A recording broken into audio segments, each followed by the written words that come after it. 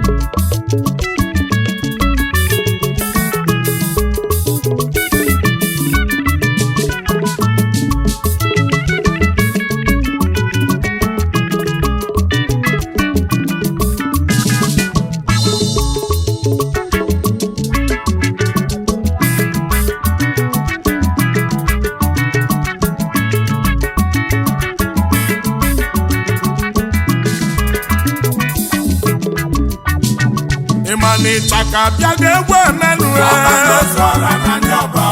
Obi Cubana odonwo na wi egwu Abalusi akene kolokene Akimazuwa iwe buru jeburu na Ndi banyu negwe menu Obonye kanyi nekwu na wi egwu Ezo moga Abalusi akene kolokene Akimazuwa Mana